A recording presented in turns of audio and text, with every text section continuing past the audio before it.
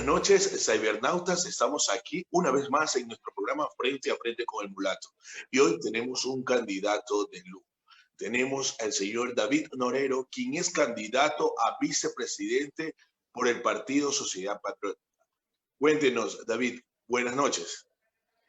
Buenas noches. Muchísimas gracias por la invitación. A todos los que nos están escuchando, un gran saludo. Bueno, aquí gustoso de estar con ustedes para esta entrevista. Ok, bien, vamos a comenzar con esta entrevista diciendo cómo nace la idea de postularse como candidato, David Norero.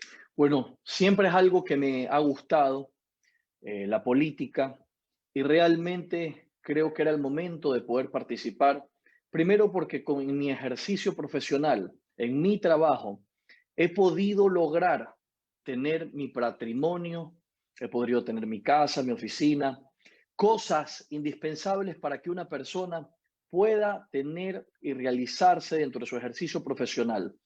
Teniendo esto y teniendo la bendición de mi familia, era importante ya participar luego de ver realmente todos los problemas que nos agobian. Creo que nosotros debemos de ser partícipes de las soluciones dentro de este país y no meros espectadores.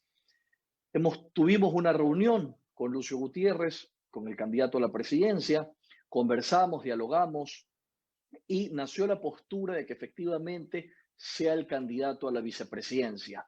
Lucio quería una persona joven, alguien que lo acompañe con nuevas ideas, con nuevos planteamientos, pero sobre todo tener a personas en el territorio que conozcan de la problemática y ver la solución inmediata a esas cosas. Entonces, en esas conversaciones que se dieron, que fueron algunas, finalmente se logró tener este objetivo y participar efectivamente a esta gran candidatura con una persona que tiene una gran experiencia, en la que es el único que está participando como ex vicepresidente de la República, una persona en la que muchos conocen, saben de él y bueno, es algo que cuenta la experiencia para poder salir adelante dentro del problema que nos encontramos en este país, que todos conocemos que estamos realmente con un déficit económico, moral y ético. Entonces creo que es momento de levantarnos como ciudadanos, que todas las personas jóvenes o nuevos dentro de la política den realmente esa aportación de servicio tanto a su país y a las personas que lo necesitan. Yo creo que es fundamental tener en claro que se manifiesta en lo de que he podido crear con mis propios méritos esto de mi patrimonio, porque muchos ingresan a la política no teniendo nada y cuando salen, salen más ricos. Y eso es algo que no puede ser. Tenemos que ingresar a la política de una forma en la que no vamos hambrientos, como se lo ha visto en este gobierno, en el que lamentablemente nos dijeron que el pueblo podría hacer saqueos, pero quienes saquearon realmente el país fueron los asambleístas a través del reparto de los hospitales. Yo creo que eso es algo que nadie se va a olvidar y que nadie puede olvidar. Tampoco un presidente que tiene un porcentaje de aceptación tan malo, menos del 6%, y que habla de que ha creado empleo, habla de que ha creado productividad, y todos sabemos que por más de que digan las mentiras que las dicen a través de las redes o medios de comunicación, todos sabemos la verdad y podemos decir que no es así. Entonces, básicamente, eso es la parte importante de la motivación. Nació a través de las reuniones. El presidente vino a Guayaquil, se reunió con varias personas. No fui el único con las personas con las que se tiene que haber reunido. Sin embargo, de eso, efectivamente, fue a través de mi formación académica lo que lo hizo decidirse por mí. Es importante destacar que soy abogado, tengo un diplomado en Derechos Fundamentales, tengo una especialidad en Sistema Jurídico de Protección a los Derechos Humanos, tengo un máster en Derecho Constitucional, tengo un diplomado en Litigación Oral Penal y tengo un máster iberoamericano en Políticas Anticorrupción.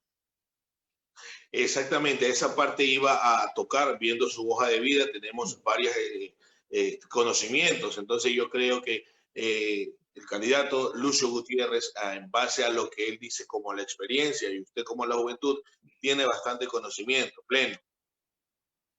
Correcto, y eso es importantísimo porque tú vas a tener que aterrizar las ideas de tu plan de trabajo en alguna norma jurídica. Todo cambio, toda transformación tiene que estar soportada siempre en una norma. Entonces, es importante que trabajemos en conjunto la experiencia del presidente y las aterricemos en la parte normativa. Esto no puede quedar como letra muerta. Y sobre todo, tenemos que ver qué tan posibles son esos planes de trabajo y quiénes quieren realizar, cómo se puede realizar una consulta popular y también vamos a estructurar el referéndum si es el caso. Recordemos que la consulta popular es esta discusión que vamos a poder hacer de los derechos para que las personas incluso tengan más garantías. Y cuando queramos modificar algo que no altere la estructura general del Estado, nos vamos a ir a un referéndum. Entonces, es importantísimo que las personas sepan qué es lo que nosotros también queremos proponer dentro de nuestro plan de trabajo, que es muy importante y que se lo tiene que hacer con absoluta frontalidad, certeza y ver si realmente va a tener la opción, la funcionalidad para su aplicación. Dentro de lo que estamos hablando, el plan de trabajo de David Norero, ¿en qué se está enfocando?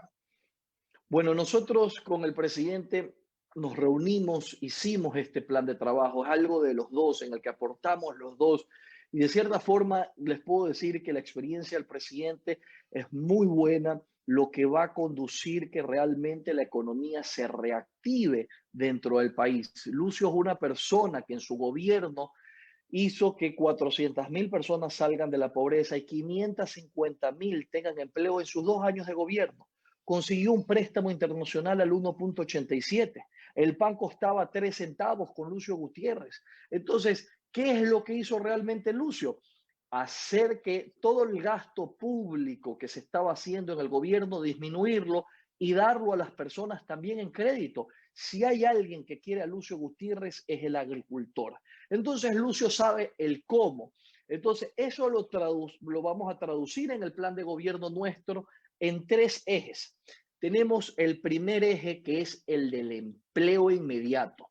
Nosotros tenemos que hacer que la política fiscal durante nuestros 4 años de gobierno sea clara, sea permanente, que le dé seguridad a las personas. Entonces, aquellos que vayan a contratar inmediatamente a las personas tendrán su beneficio tributario. Aquellos que quieran industrializar el agro tendrán beneficios tributarios a 10 años en el impuesto a la renta. Nosotros vamos a enfocar la sostenibilidad del gobierno a través de la agricultura. Vamos a hacer un verdadero desarrollo agrario. Nosotros tenemos que saber que en nuestro país existen por exportación de productos agrícolas la cantidad de 13.000 millones de dólares. También tenemos que saber que hay un consumo del sector agrícola interno de 19.000 millones de dólares.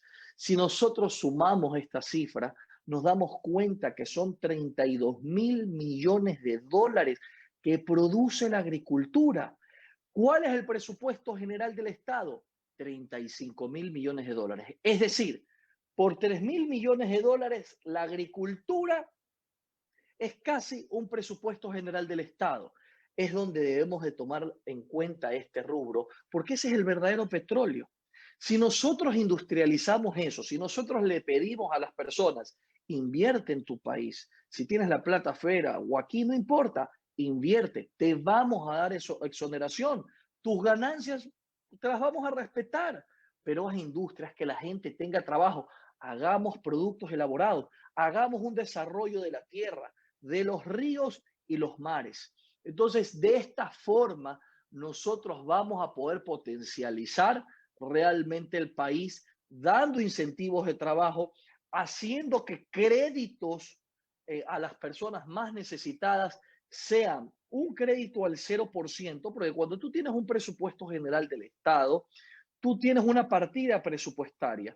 Esa partida presupuestaria, que es de la parte social, démosle a las personas la caña, que tenga un negocio sustentable y sostenible en el tiempo, que puedan crear huertos familiares para el intercambio de productos a través de todas esas zonas donde existen cordones de pobreza. Y de esta forma ellos puedan intercambiar y tener su comida. Si hay algo que nos enseñó la pandemia, es que efectivamente si no nos podemos mover, si no podemos trabajar, igual tenemos que comer. Entonces esa comida tiene que ser producida por uno mismo, por varios sectores, que existan estos intercambios, pero sobre todo también que si podremos crear productos orgánicos de exportación, pues excelente. Las exportaciones no tienen que tener límites en nuestro país, ni tampoco aranceles costosos, porque tenemos que tener la visión de que si nosotros podemos exportar fácilmente, lo que nosotros vamos a poder hacer en nuestro país es que nosotros tengamos la importancia de que ingrese dinero a nuestro país. Entonces, vamos a hacer eso con mucha prudencia, porque nos encontramos con personas que quieren exportar y realmente es demasiado costoso. Y eso no podemos permitirnos como país. Entonces, vamos a fomentar este tema agrícola, que para nosotros es vital, este sector agropecuario, este sector agrario. Vamos a preocuparnos de que se bajen los intereses. Señores, aquí no podemos tomar en cuenta el buró ni tampoco eh, la central de riesgo. Para diciembre, todos nuestros comerciantes y mayoría de personas lamentablemente van a estar en central de riesgo porque tenemos el problema de que la pandemia no nos permitió cubrir todos esos pagos.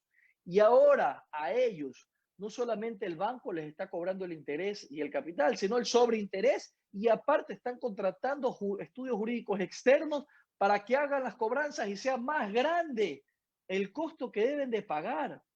Entonces, estamos conscientes que esto del interés tiene que bajar. Como manifesté, vamos a hacer un préstamo al 0%, hay otro que hay que hacerlo al 3 y al 4%.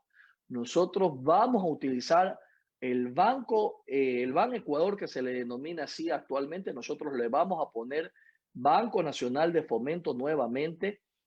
Vamos a dar préstamos a través de la CFN directamente, porque somos las personas que tenemos que dar el ejemplo para bajar, para que la banca privada también lo haga. Pero no nos vamos a quedar ahí, porque si no lo quiere hacer la banca privada, no hay problema. Vamos a traer una plataforma financiera internacional. Esta plataforma financiera internacional va a ser similar a la de Singapur y Panamá. Nosotros no vamos a hacer nada que no esté hecho, o que no esté propuesto normativamente, o que no podamos explicarlo. Todo esto tiene que estar soportado. Vamos a traer esta plataforma financiera internacional para que compita con la banca local. Bajen los precios de los intereses, porque nosotros necesitamos reactivarnos. Y la mejor forma de reactivarnos es con crédito barato, ya para que consumamos realmente masivamente. Las formas de crecer puede ser a través del crédito, el consumo, la inversión pública. Pero tengamos en cuenta algo, tenemos un IVA al 12% y escuchamos que el Fondo Monetario Internacional nos dice que debemos de ser al 15%. No soy partidario de eso, creo que lo debemos de bajar al 10%. ¿Por qué al 10%? Porque si hay más consumo, si hay más compra, hay más recaudación. Entonces, hasta el comerciante va a poder vender más.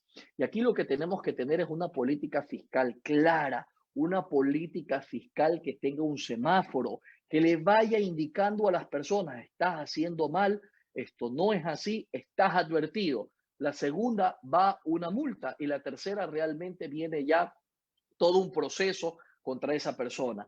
Pero tenemos que ser realmente capaces de que las personas entiendan que podemos ir transformando, cambiando la economía del país, no con tantos impuestos, sino bajándolos. Y que lo que debemos de ser conscientes aquí es que quien lo propone es alguien que ya haya tenido la experiencia, es alguien que ya le haya ahorrado al país 2.500 millones de dólares, como lo hizo Lucio con el Fondo de Solidaridad, que cuando alguien en el 2006 recibió todos estos fondos fueron de 6.000 millones de dólares. Entonces, seamos consecuentes, seamos prácticos en el país, no estamos inventando algo que no se puede aplicar, es perfectamente aplicable por la experiencia que tiene el presidente y por las ganas que le pondremos a esto para transformarlo. Tenemos un segundo eje, que es el de la salud y el de la educación. Ejes transversales, importantes, ejes en el que nosotros tenemos que apoyarnos sobre todo en que se transparente el servicio de la salud y el acceso a la misma con unos medicamentos que tengan el costo similar al de las clínicas privadas. ¿Y por qué no más barato? Si la oferta de la ley y de la demanda, porque te voy a comprar más volumen, tienen que ser más baratos. No al negociado de la salud, porque cuando tú no haces corrupción en los sectores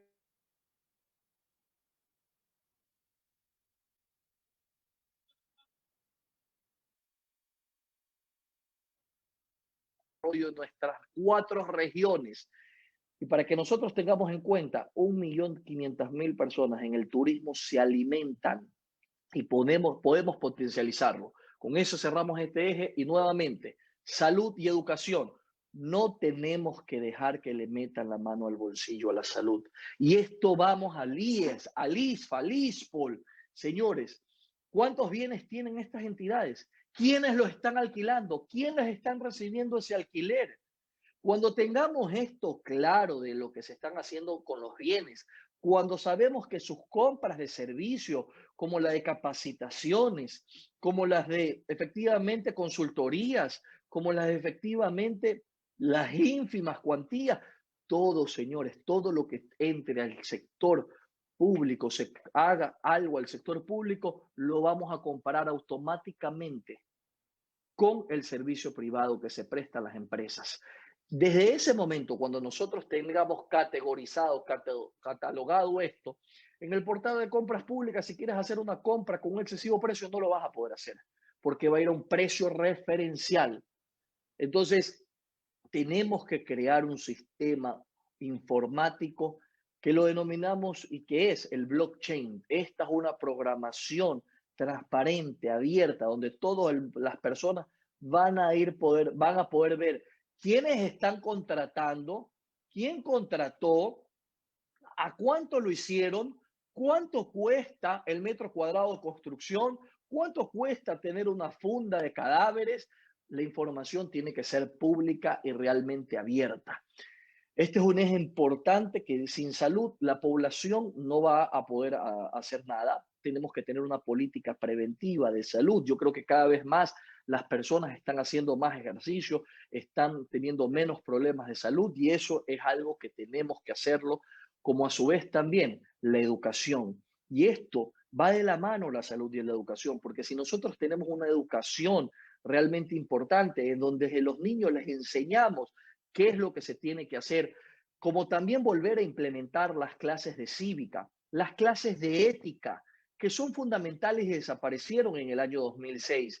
Tenemos que volver a implementar los colegios técnicos porque los jóvenes tienen que saber qué tienen de experiencia para poderle aportar al país recién graduados. Tenemos que volver a fortalecer el SECAP, que las personas tengan, si no tienen estudios de colegios, de escuela, ok, señor, usted va a ser el mejor en este sembrío porque le voy a capacitar para que en su mano de obra usted sea calificado. Si usted quiere ser artesano, lo voy a fortalecer en eso. Tenemos que volver a eso y fortalecer. No puede ser que eso se haya olvidado. Tenemos que ayudar a nuestros campesinos, tenemos que ayudar al sector rural, porque el sector rural da muchos ingresos a este país y lo demostramos ya en el primer punto con el tema de la agricultura. Hagamos mano de obra calificada. No importa si esa persona no tiene un título universitario. Ayudémoslo, ayudémoslo porque eso realmente es lo que va a potencializar al país. La especialización de las personas, no los todólogos, la especialización de que las personas dentro de la cadena productiva deben de hacer y saber de algo y que tengan su diploma, lo vamos a potencializar. Es importante también el tercer eje, el de la seguridad, que lo hemos dividido en la seguridad jurídica y en la seguridad física.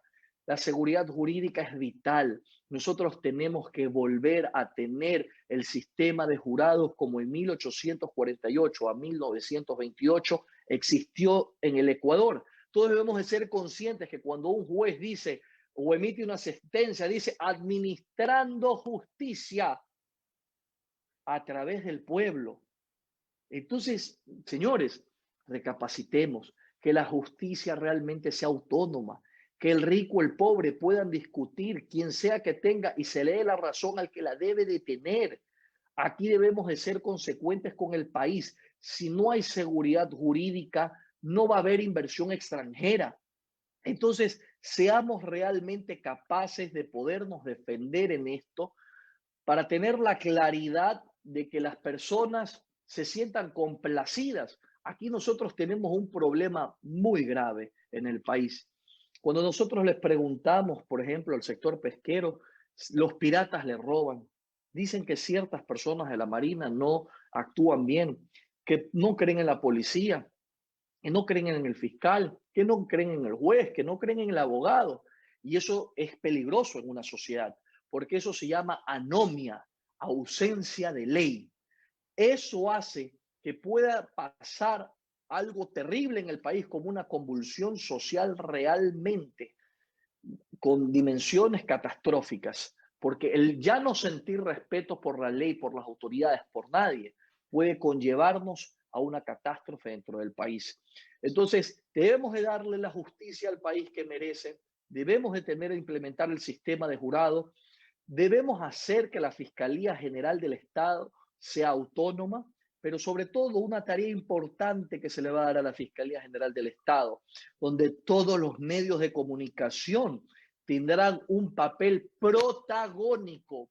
Vamos a eliminar la palabra reserva de todas las investigaciones previas contra los delitos de la administración pública o que estén sumergidos o en un acto un funcionario público. Señores, aquí vamos a ser transparentes. ¿Qué vamos a lograr para que con que se elimine la palabra reserva? Que todos tengamos acceso a por qué no ha salido a la luz pública este caso de corrupción que es tan grave y que hay tantos millones de dólares de por medio de tal funcionario o de estas personas que se investigan. Ahí vamos a ver realmente el poder del ciudadano en reclamar y decir por qué no se ha transformado, por qué no se sigue investigando. ¿Necesita ayuda la fiscalía? Implementemos un software, implementemos un sistema de blockchain, de inteligencia artificial, como lo hizo Watson, IBM, con su sistema Watson, donde tú metes la información en un software y te sale un desarrollo analítico. ¿Podemos hacerlo? Por supuesto, hagámoslo porque sí se puede. Entonces, cuando se tiene las ganas, se lo va a hacer y vamos a hacer una revisión de este Consejo Nacional de la Judicatura en el que como abogado siempre he estado con la opinión de que no debe de existir. Haremos una revisión técnica también sobre eso. Y en la parte de la seguridad física, vamos a hacer que las personas porten armas dentro de su domicilio y en defensa de su familia, en sus casas. Si alguien resulta herido, pues se tendrá que defender en libertad. No aplicará la prisión preventiva cuando defiendas tu negocio o tu familia, o tu familia o tu negocio.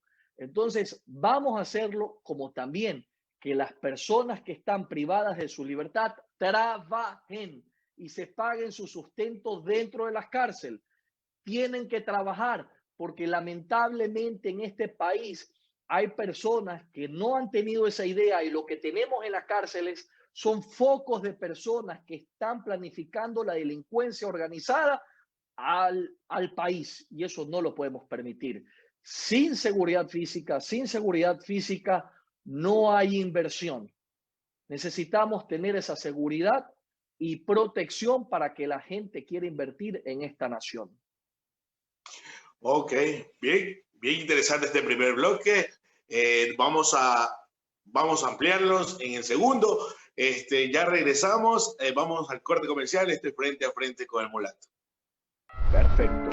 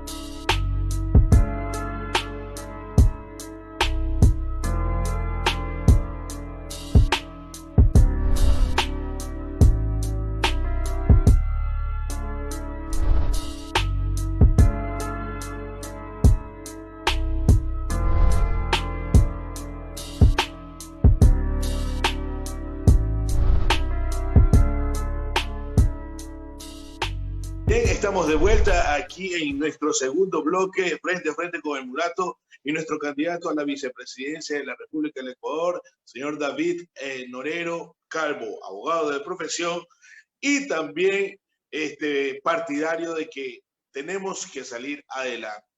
Hemos rescatado 3 frases muy importantes de redes sociales en las que queremos que usted nos explique una a una. Usted dice, solo el pueblo salva al pueblo. Mira, es importante enfocarnos en que muchas personas de los que son candidatos pueden decir cualquier cosa para ganar. Pueden decirte y ofrecerte lo que sea. Pero lo comprobado es que cuando Lucio ejerció su mandato, lo hizo a favor del pueblo. Debemos entender con claridad que Lucio metió 5 banqueros presos. Fue la persona que rescató el Banco del Pacífico. Fue la persona que hizo con firmeza, inclusive, que hermanos de políticos destacados como León Febres Corderos paguen sus deudas al Estado. Sin duda, muchas personas no se sintieron a gusto con esto de Lucio Gutiérrez. Pero qué sorpresa que Lucio Gutiérrez, teniendo el 33% de aceptación, habiendo visitado Estados Unidos y tener un compromiso de poder trabajar en conjunto con tu socio comercial, hayan personas que en esa época a las que se le pudieron decir forajidos, María Paula Romo, Juan Sebastián Roldán, que criticaron a Lucio por ser imperialista, hoy en día, además, personas que no están en esa línea, pero siempre en contra del tema imperialista, ¿cómo es posible que Lenín Moreno, con el 6% de aceptación, con una presidencia mediocre, con un gran problema dentro de la parte económica del país, con un reparto de hospitales que no se le dio de la nada, se les dio por una razón, se corrompió el poder legislativo, y el que lo corrompe es el ejecutivo? Aquí en nuestro país no pasa nada. ¿Pero quién gobernó con Lenín Moreno? Bueno, Guillermo Lasso, con nombre y apellido. Él cogobernó con Lenín Moreno. En vez de ser oposición coherente como pudo haber sido, trabajaron en conjunto, votaron en conjunto dentro de la asamblea, y yo creo que eso es algo inaceptable. Entonces, la política es de coyunturas y debemos de entender que desde el feriado bancario, las personas, el pueblo, vota por el que cree que le puede dar un mejor país. En el feriado bancario, Lucio cogió un país realmente donde la mesa no estaba servida, estaba muy mal la economía, y sin embargo tuvo números y cifras exitosas. Entonces, esta frase que yo menciono de que solo el pueblo salva al pueblo, debemos de tomarnos en cuenta, primero, que Lucio es una persona como tú, como yo, como todos, que es persona tranquila, que te puede sentar a conversar, que puede sentarte al hogar, que habla de una forma clara, sin palabras rebuscadas, en las que tú puedes entender y conectarte con él y saber que está en la línea correcta. Entonces, Lucio no es un hombre de clase alta, es un hombre de clase media con las ganas de poderte ayudar. Y cuando tú sufres en carne propia todos estos problemas de la traición, estos problemas de que existe una lucha en el que solo un grupo minúsculo es el que se está favoreciendo con Moreno, que existe una bancocracia, que es el poder abusivo de la banca en el manejo del Estado, tú entiendes que solo alguien del pueblo puede sacar adelante este país, porque el rico querrá ser más rico y va a hacer que el pobre sea más pobre, porque eso lamentablemente es así. Nosotros queremos tener al rico y al pobre en una sola oración para que podamos realmente sacar adelante este país. Pero esto lo va a hacer alguien con capacidad, alguien con liderazgo, alguien comprometido primero con el pueblo, no con la banca, no con los grupos económicos también o los nuevos ricos que estuvieron en otros gobiernos y que simplemente quieren volver a enriquecerse. Aquí hay que tener claro. Y Lucio, como buena persona de bien, renunció a sus 3 asilos, renunció y vino al país a dar la cara, vino a dar la cara.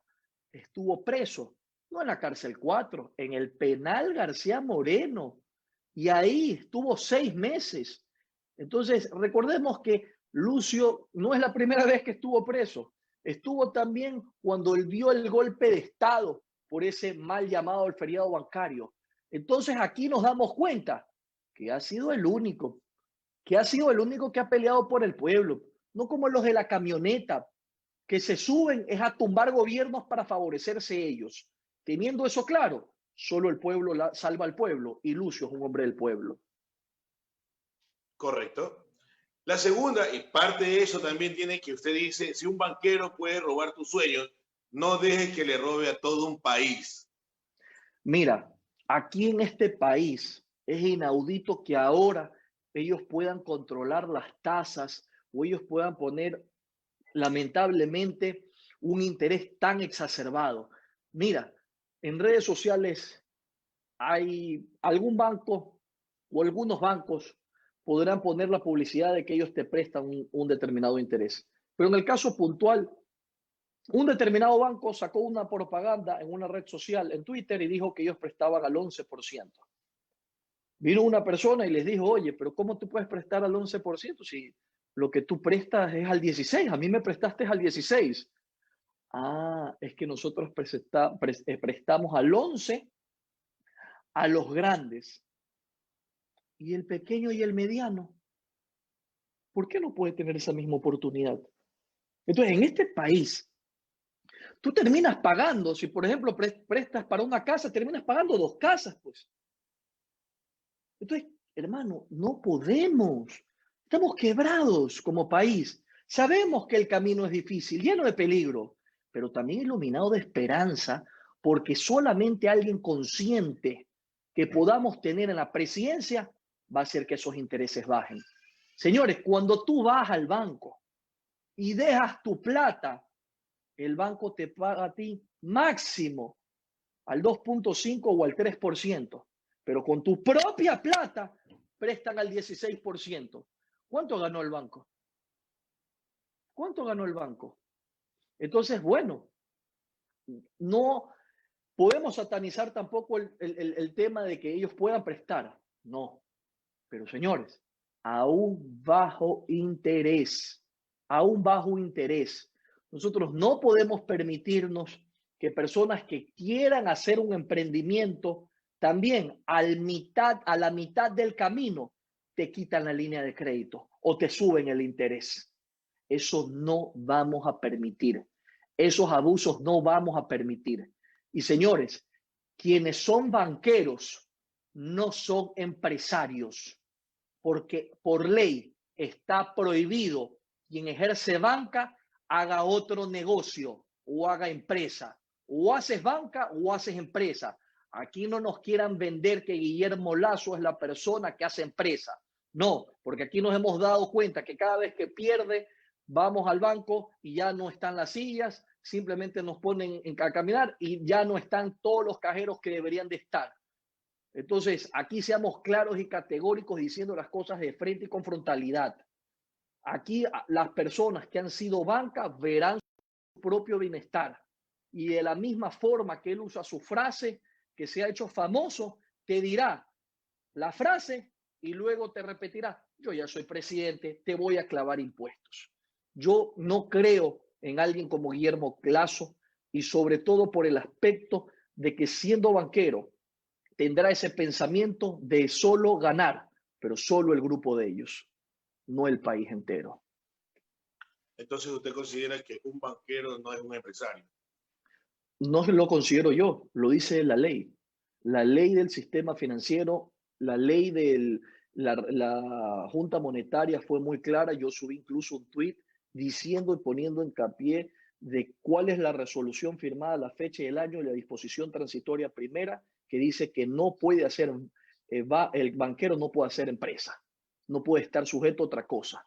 Entonces aquí no nos engañemos, el banquero no es empresario, es banquero, es quien te cobra el interés para un préstamo y de esa forma el sacar también su beneficio. El beneficio que estamos hablando no debe ser tan excesivo. Mira lo cruel de este país. A la gente, a las personas que trabajaron en Claro y en Movistar le quitaron y les pusieron techos en sus utilidades. Cuando las personas que recibían eso tenían un dinamismo, la economía, compraban casas, compraban carros, tú sentías que por el mes de abril ya se movía todo y ahora nada. Pero ¿tú crees que han tocado la banca? O sea, ¿en qué país vivimos? ¿Por qué el del pobre y el de la clase media siempre lo golpeas? Y ojo, no es que se debe golpear. No, está bien que todos tengan. Pero señores, con credibilidad, haciendo que todos también tengan el esfuerzo y un interés bajo. Y los beneficios, todos, no solo un grupo. No solo un grupo, todos. Con esta frase también quiero que nos explique donde usted dice, este país no puede equivocarse en escoger al próximo presidente de la República. Mira, yo le dije una frase a Guillermo Lasso y te lo voy a decir de la siguiente forma. Presenta la fábula del escorpión y la rana. ¿Qué quiere decir esto? Cuando una persona como Guillermo Lasso, que está acostumbrado a manejar sus empresas y ya va a hacer lo que él quiere porque él puede pensar que de esa forma va a sacar adelante el país, puede tomar medidas que van a golpear al pueblo. Y eso es peligroso. Cuando te digo que él representa la fábula del escorpión y la rana, es porque el escorpión, para pasar un charco, le dice a la rana, llévame para allá, tú me puedes trasladar. Y la rana le dice, pero ¿y si tú me picas? Pero ¿y si tú me picas? Y el escorpión le dice, no te voy a picar. Cuando llegan a la orilla, le pica. Y la rana le dice, ¿por qué lo hiciste? Es mi naturaleza. Es mi naturaleza. Y esa es la naturaleza de toda persona o banquero que vaya a querer llegar al poder. Entonces tenemos que tener cuidado. Tenemos que tener cuidado también con personas como el mismo Andrés Arauz. Es una persona que ni siquiera ha podido estructurar él. No es la persona o el líder nato del movimiento en el que está participando. Entonces, nosotros no podemos jugarnos que de la misma forma en que nos sugirieron a Lenín Moreno, hoy nos resulten o nos quieran decir que Andrés Arauz sí lo puede hacer. Las equivocaciones en este país nos van a cobrar facturas. No podemos permitirnos como país eso. No podemos equivocarnos. Tenemos que tener personas claras. Entonces, ¿qué pasaría o qué pasa si Andrés Arauz es peor que Lenín Moreno? Entonces, no nos podemos equivocar. ¿Qué pasa también con Yacu Pérez? Yacu Pérez tiene todo su derecho de decirse si quiere ser indígena, porque está bien, pero él tiene sus nombres de mestizo, él es mestizo, y el no reconocer lo que él es realmente y decir que solo es de un lugar o querer pertenecer a un grupo de personas y luego pedirle el voto a todos y sobre todo a los mestizos, como que no tiene mucha congruencia. Es una persona que no ha respetado lo que sus padres han dicho, no ha respetado su esencia realmente y es una persona que puede tener grandes complejos y nosotros de complejos en este país no toleramos más. Necesitamos personas abiertas, claras, pero que se quieran a sí mismos para poder querer al resto. También hay otras personas que han salido por partidos políticos que son unos descalificados morales y éticos, en las que sus verdaderos creadores son prófugos de la justicia. Entonces, ¿saben qué? No podemos equivocarnos. Tenemos que estar conscientes que la persona que va a estar en el país sea la persona auténtica, sea él el que tome las decisiones y no desde afuera te estén indicando el camino del país. Ok, frases muy contundentes del candidato a la vicepresidencia de la República del Ecuador. Hemos llegado a la parte final de este segundo bloque. Ya regresamos con la parte humana de nuestro candidato para ver cómo es. Así que no se Vale, despegue. hermano. Esto, ya regresamos frente a frente con el mulato.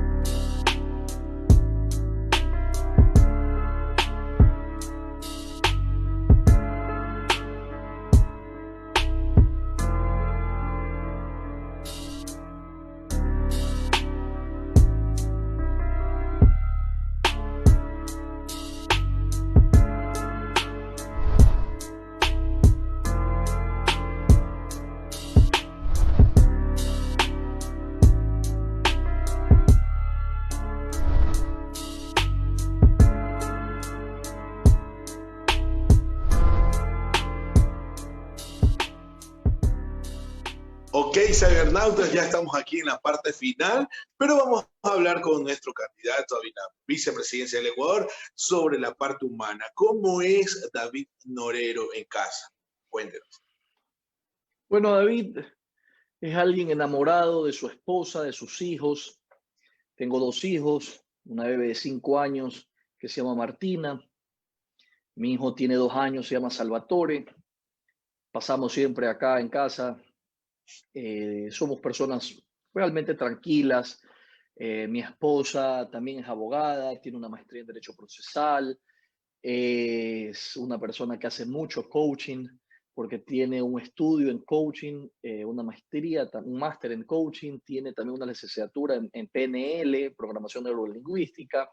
Es una persona que es muy activa en redes sociales, sobre todo Instagram, que tú la encuentras como mentoring. Entonces, es alguien sumamente dable, sumamente buena, sumamente comprensiva.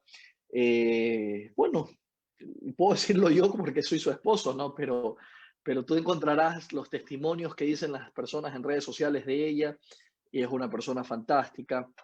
Mis hijos realmente una maravilla, una bendición de Dios poderlos tener. Creo que me voy a quedar con ellos 2 nada más. Creo que a los niños hay que darles mucha calidad de tiempo. Aprovechamos los fines de semana para poder estar con ellos. También el día a día, pero sobre todo el fin de semana, llevarlos a un parque, poderlos distraer, que ellos tengan áreas verdes, estar aquí en la piscina. Creo que como todos hemos comprado una piscina inflable en este país, que es algo que en la época de pandemia todos lo hicimos. Y bueno, ¿no? Tenemos a los bebés también aquí jugando en casa, con la piscina inflable, pudiendo estar aquí, haciendo actividades con ellos, entre nosotros, ¿no? Podemos, y lo que más desarrollamos creo que fue el tener que contarles cuentos antes de dormir para que ellos estén tranquilos, estén en la expectativa, porque tú sabes que este encierro tiene que haber afectado mucho, creo que a todos nos afectó el hecho de que ellos no puedan ir a la escuela. Teníamos que hacer actividades de pintura aquí dentro de la casa, de teatro dentro de la casa, hablarles con las marionetas. Bueno, todo lo que se hace para que los niños puedan tener también esa seguridad con sus padres, puedan estar tranquilos, esa fortaleza y bueno, tener esa bendición de Dios de poderlos tener. Con mi familia también compartimos, creo que también a través de precisamente conversaciones, videollamadas, creo que también si hay algo que aprovechamos es saber que si se venía esto muy fuerte, hicimos que mi mamá venga en una época, por donde yo vivo también está mi suegra, así que pudimos conversar, vernos. con mucha prudencia, ¿no? Porque sabemos que esta pandemia se la tiene que actuar con mucha responsabilidad, sobre todo imagínate a los niños. Y bueno, también todos creemos que perdimos algo en la pandemia, ¿no?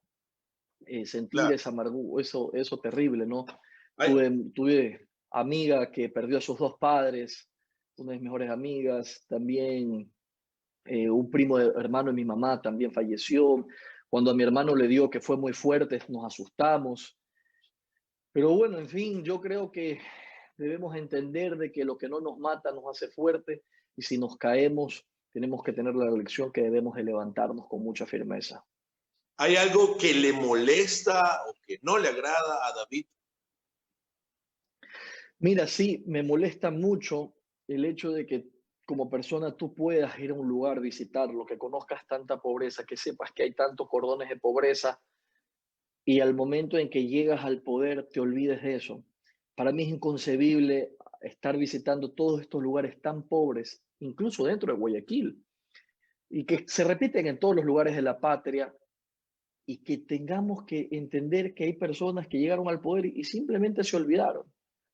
Eso te juro que me ha molestado porque si habrían personas que en todo momento le apostaran a la agricultura o le apostaran a lo que realmente podemos ser buenos como país, no lo hagamos, no tiene perdón de Dios.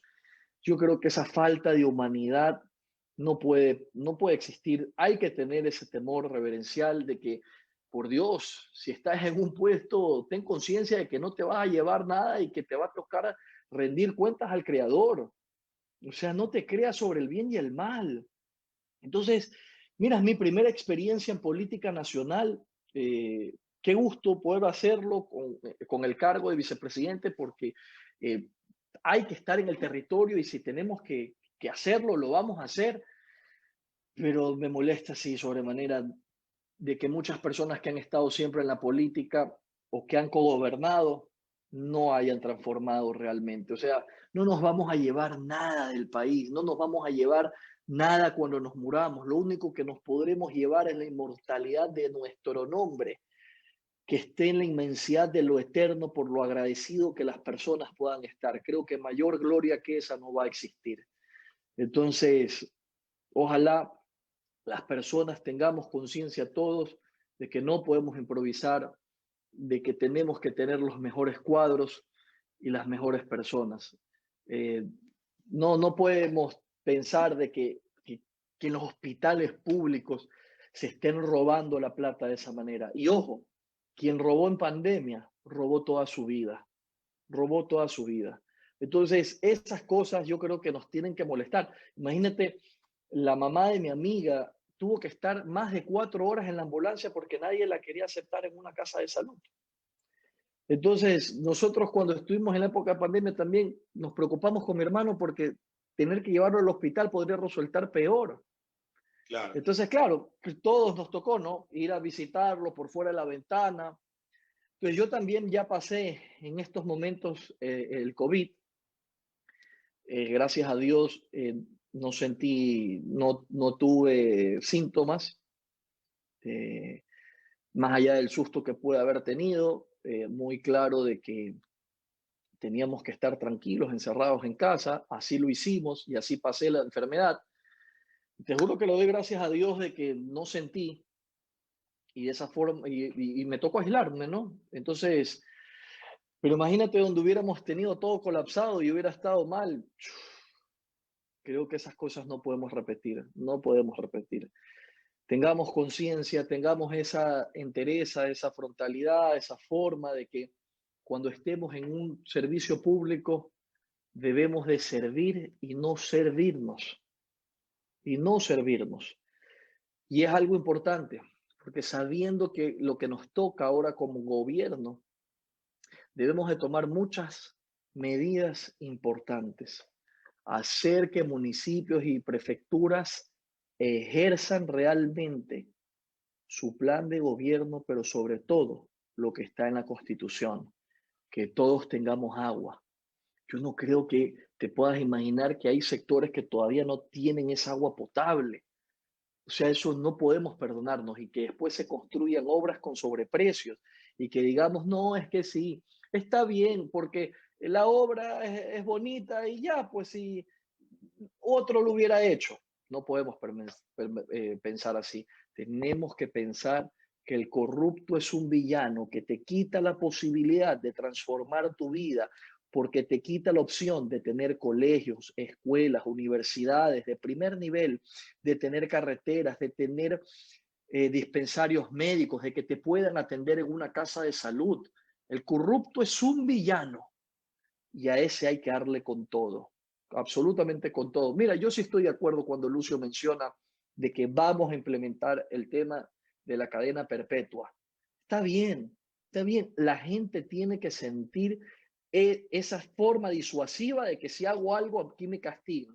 Aquí en este país vivimos en una teoría del derecho, que el que tiene plata sale libre. Entonces, cuando la coima es más grande que la sanción, tú dices, no, pues yo compro la justicia y después salgo. Y después de determinado tiempo hasta salgo con plata. Eso debemos de golpear. Con la creación también de una ley de justificación de bienes, donde los políticos digan, a ver, yo entré con esto y entonces salí con esto. No, pues aquí hay que combatir a los políticos y a los corruptos. Vamos a tener que hacerles que rindan cuentas. Y mira, nada de esto es difícil o imposible. Si tú, a través del servicio de rentas de impuestos, declaras qué es lo que tú has ganado y a través de la unidad de análisis financiero se ven los movimientos bancarios, no hay forma pues, en que puedas mentir cómo tienes cada cosa. Entonces yo creo que, mira, realmente tenemos que ser conscientes que la fuerza no viene de un aspecto físico, viene de una voluntad indomable para cambiar las cosas. Y lo que debemos de tener para transformar al país solo es voluntad. Tenemos leyes, tenemos infraestructura, tenemos servicios, tenemos todo. Podemos mejorarlo con voluntad. Pero si no hay voluntad, no hay cambio. Por eso no nos podemos equivocar. Y la voluntad es transformadora. Esa de ahí va a hacer que realmente tú puedas tener un mejor país con voluntad. Entonces podemos decir que no le gustan las mentiras, no le gustan las falsedades a David Norero. Nos queda muy claro. Ok, listo.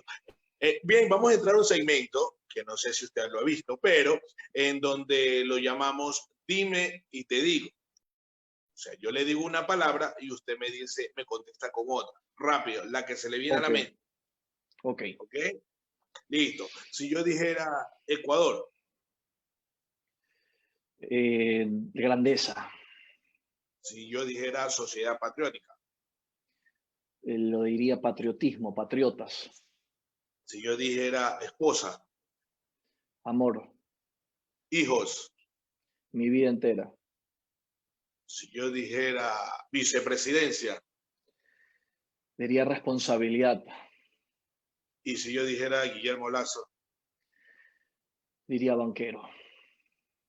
Ok, listo. Gracias, mi estimado David, por concedernos este espacio.